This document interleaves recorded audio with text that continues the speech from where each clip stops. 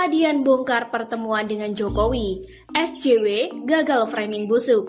Ditulis oleh Manuel Mawengkang di siwar.com. Saat ini dunia persilatan dihebohkan pemanggilan Adian ke istana oleh Jokowi.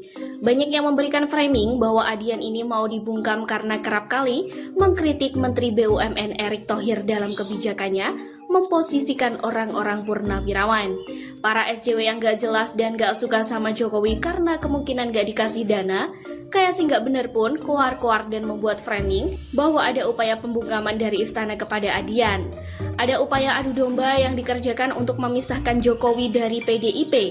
Kita tahu bagaimana Adian merupakan sosok kader banteng yang paling vokal. Di samping dari Budiman Sujatmiko, mereka berdua ini menjadi sosok yang bebas sebebas-bebasnya, seperti burung elang yang bisa memandang dari atas.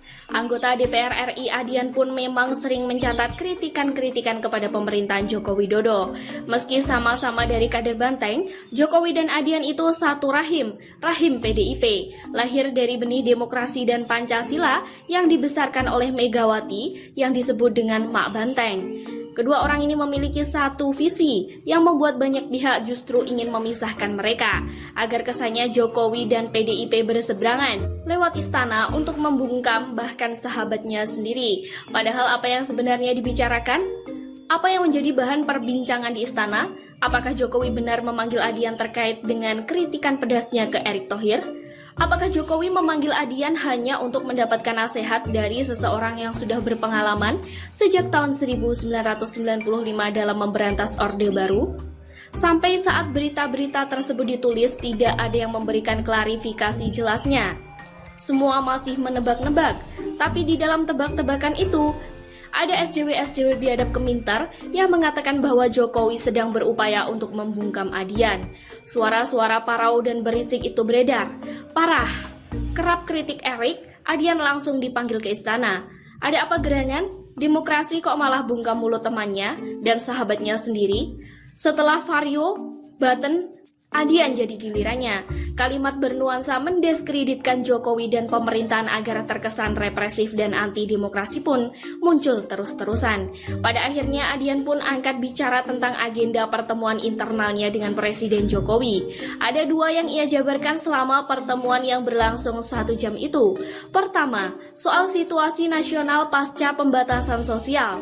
Kedua, membahas soal adanya pemutusan hubungan kerja atau PHK yang terjadi di BUMN akhir-akhir ini. Justru Jokowi meminta Adian bicara apa adanya dengan gaya bahasa yang ia miliki, tak perlu sungkan.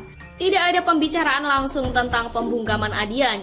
Justru yang ada, Adian memberikan masukan kepada Jokowi. Tidak perlu mengubah cara bicara, presiden gua keren. Pak Jokowi menurut saya orang yang luar biasa. Itu semua masukan dicatat sendiri oleh beliau. Berikut pengakuan Adian. Selain dua hal di atas, Adian juga mengundang Jokowi untuk meresmikan Rumah Sakit Pena 98 di Gunung Sindur, Bogor dalam waktu dekat ini. Seharusnya kita melihat bahwa sampai saat ini, kritikan Adian terhadap Erick Thohir masih dalam batas mengawal. Data-data yang diberikan itu jelas kok sumbernya. Adian dan Jokowi adalah dua orang yang punya satu tujuan, yakni kemajuan negara ini lewat rakyat, ekonomi, politik, kebudayaan, sosial, ideologi, dan berbagai segi. Adian, sang mantan aktivis ini memang juga punya kelemahan. Tapi saya yakin bahwa dua orang atau lebih yang sama-sama memiliki kelemahan, kalau bersatu pasti saling melengkapi satu sama lain. Mereka ini bukan Prabowo yang one man show dan sombong merasa bisa memimpin bangsa ini. Mereka bukan tipikal Anies yang banyak ngomong.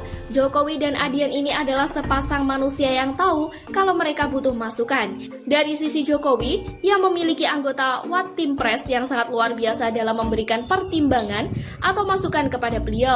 Sedangkan dari sisi Adian, dia banyak sahabat yang juga memberikan masukan untuk mengkritik agar tidak asal kritik. Selama ini saya melihat kritikan Adian kepada Erick masih masuk akal.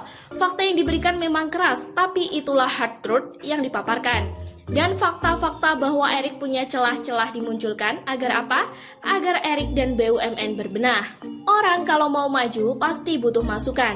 Dan saya yakin Erick Thohir mendengar kalimat dan masukan Adian agar BUMN tidak dikelola dengan salah.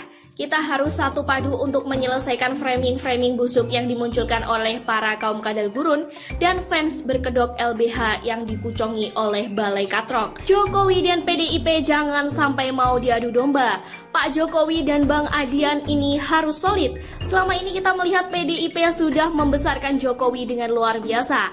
Adian dan Budiman Sujatmiko pun juga menjadi dua orang yang bisa memberikan masukan. Saya percaya bahwa dalam mengelola Indonesia ini memang butuh kritik pedas macam Bung Adian.